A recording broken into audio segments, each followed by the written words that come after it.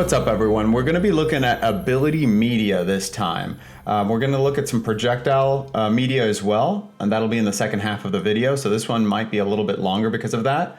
But right now, this is just all cosmetic. I just want to make that clear that all of the things you're about to see here won't actually affect what the abilities do. This is just how they look and sound.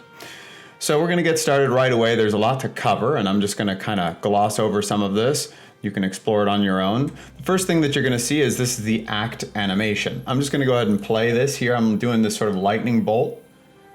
Okay, so there's a lot to it. I'll slow that down just so we can take a good look at it. Okay, so right now it's using an act animation called Cast Air Staff Overhead. I can just change it to any animation that I'd like here if I wanted to do something completely different. Let's just try this one. Martial arts combo spin. So now he's going to do this sort of martial arts technique in order to cast that lightning. We have emitters by body parts right now. The primary equipment is carrying the sort of electric charge that you see here as he, at the tip of the staff, that's sort of electricity. That's what that is. You also have some weapon trails. This is just going to leave a trail behind the weapon, in this case blue. The point FX is basically just going to be something that happens once. It's like a small effect that occurs when you tell it to. So this one is going to happen when it acts. But you've got some choices there. You can also set up a tile. So the tile effects, let's just do, I don't know, like an electric cast or something like that. Casting circles electric.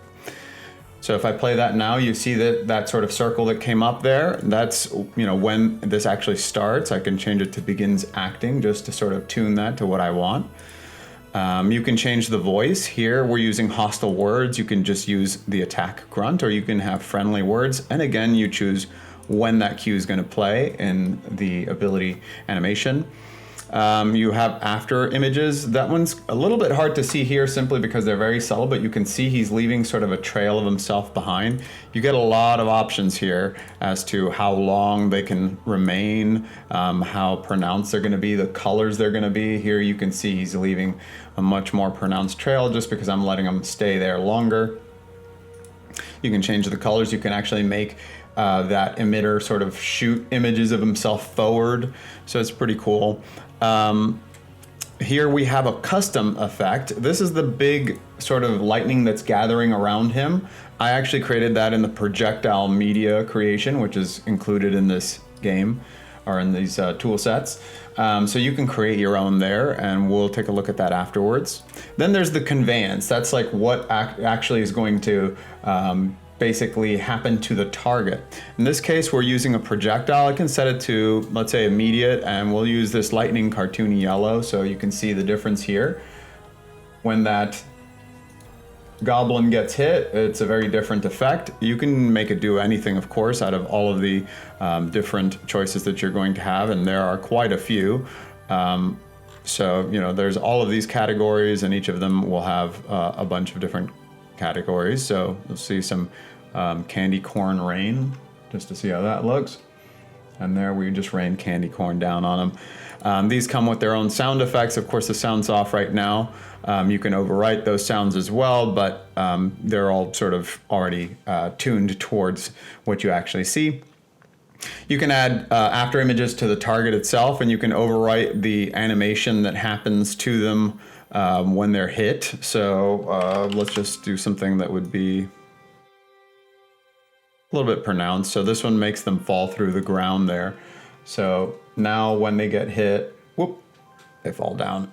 So you can basically make that, make them start dancing or something if you played some music or if you charm them or whatever it might be. Then this is a little bit more advanced here, the placement specifics.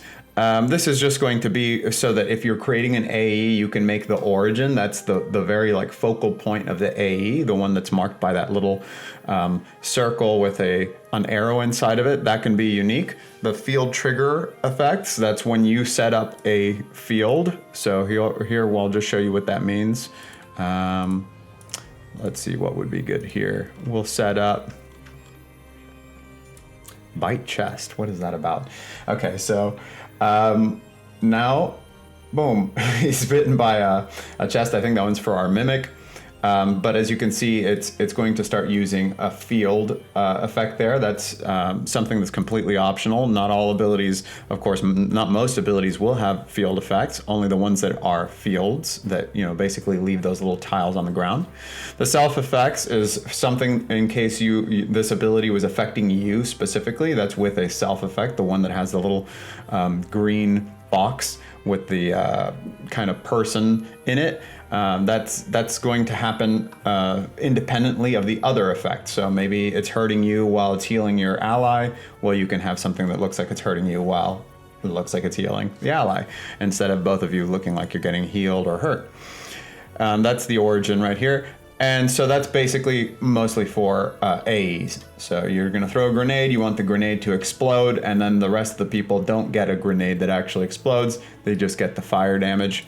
That's how you would do that. So that in a nutshell is how you create this. Of course, you can save and select any of them, start with any of them, modify any of them, and save them as new. We're also going to have the viewport controls almost certainly down here underneath the actual viewport, but you can do things like your activator and your target overrides. You can actually also change the ability that is using this. The reason for that being that sometimes you want it to look like it's ranged or AE or not.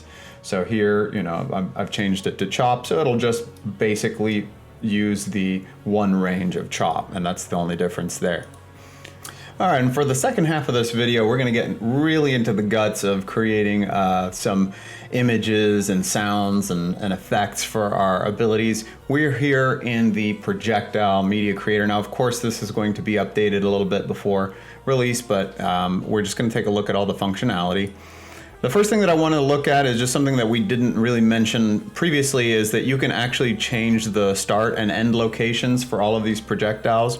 Initially, this projectile system was basically to fire a bullet or an arrow or a lightning bolt from one place to the other. So all of this is something that you can change. Right now we're going from the actual target tile to the target tile with just an offset. So we can actually change that. We're going to change the start location here. So we're going to set this to 0, and we're going to change it to the activator, and instead of tile, we'll go body parts. And so now you see we're firing this out of our equipment. Now, right now we're just using these placeholder squares, but that might change as well. You can fire it out of multiple places. So now we're shooting out of, let's say, both hands. You can shoot it out of any of the other body parts as well. So now, before we move on to the launch, we're going to just take one other look at this little setting down here.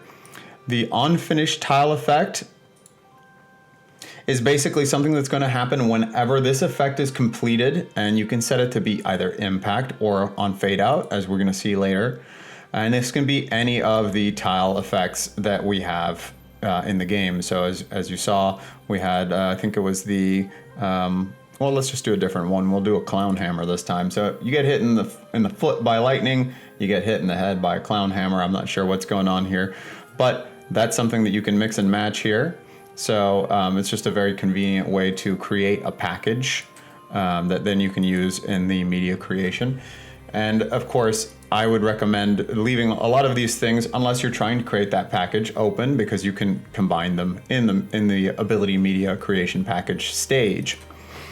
So this next part is the launch parameters. So right now we're shooting 7 bolts. I can turn that up and you can just see how many bolts we're launching there. You can also change the time that it takes to fire these bolts. So now it's more like a stream, because we're going through a full second of it. You can change it to bursts, so it can be like 3 different bursts of it or whatever you want. You can of course crank that up.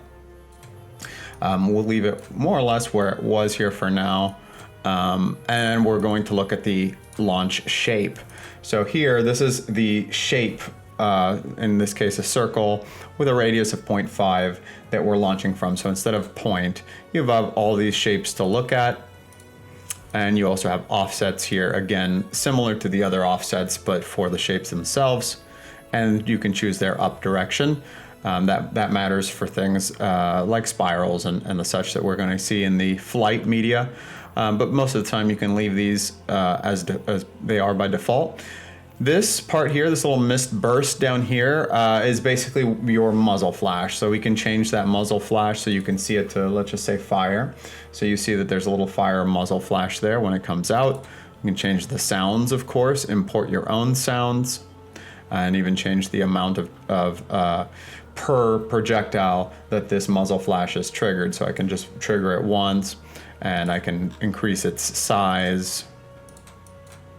So it's just one big muzzle flash basically, or just a couple there. Next, we're going to move to flight. So here it's going pretty quick right now. We can actually slow that down. So it's just kind of comes at you sort of like a snake or something like that. You can change the flight modifiers. Right now, what's causing that spiral effect is our spiral modifier. I can combine that with, let's say, an arc, and I can give it gravity to make it kind of come sort of up and then back down.